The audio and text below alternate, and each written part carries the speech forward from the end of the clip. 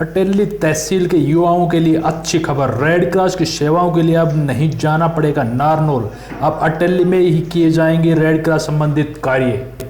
Red cross से जुड़ी सेवाओं का लाभ अब नारनौल के बजाय अटेली में ही मिल सकेगा। इसके लिए भारतीय रेड क्रॉस की ओर से सोमवार को तहसील परिसर में सरकारी फार्म बूथ की स्थापना की गई।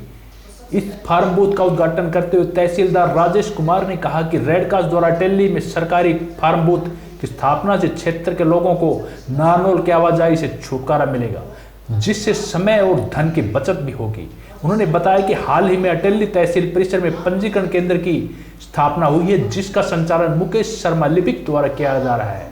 पंजीकरण केंद्र में निःशुल्क दिव्यांगजन व वरिष्ठ नागरिक पंजीकरण करवा सकेंगे। अब क्षेत्र के युवा professional first aid and home nursing की बेहतरीन ट्रेनिंग कर सकेंगे।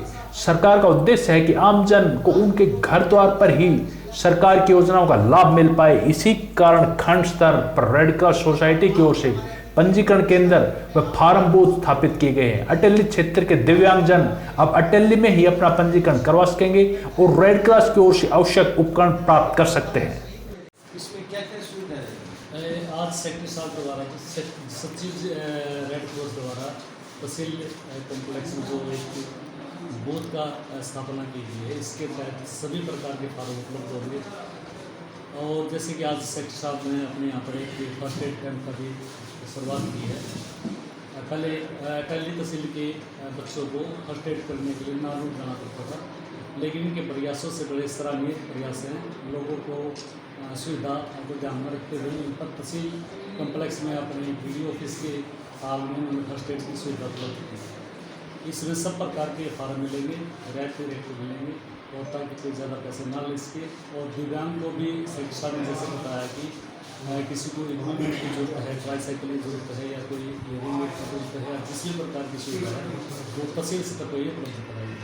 रेड क्रॉस द्वारा जो जनहित में करी गई है तीसरा ठीक सर, जो जिनको ट्रेनिंग जो ले लेंगे उनको अपने फ्यूचर के लिए क्या फ़ायदा होगा?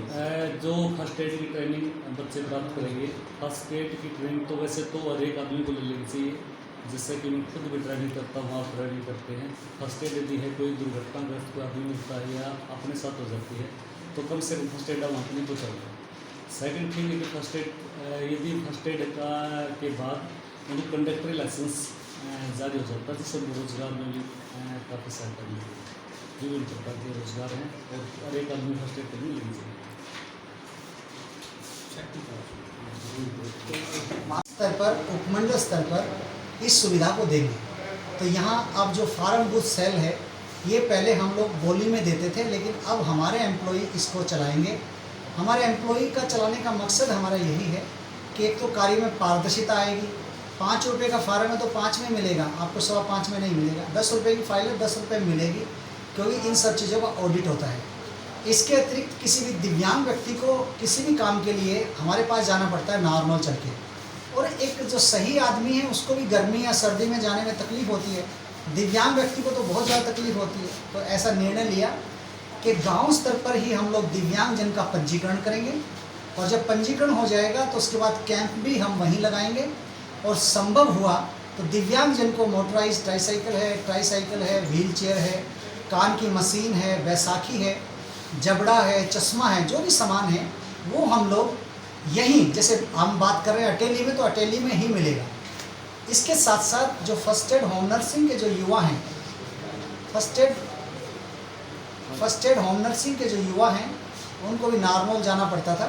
अब फर्स्ट एड होम नर्सिंग की ट्रेनिंग के लिए उनको यहीं हम इस सुविधा को दे रहे हैं अटेली में। और ये जो कार्य है ये काम आता है, सर्टिफिकेट जब बन जाएगा, हरियाणा में या हरियाणा से बाहर हिंदुस्तान में कहीं भी कंडक्टर की पोस्ट निकलती है, रोडवेज में, परिवहन विभाग में, यहाँ तक कि स्कूल जो होते हैं, स्कूलों में भी ऑथराइज्ड जो कंडक्टर होता है वही माना जाता है।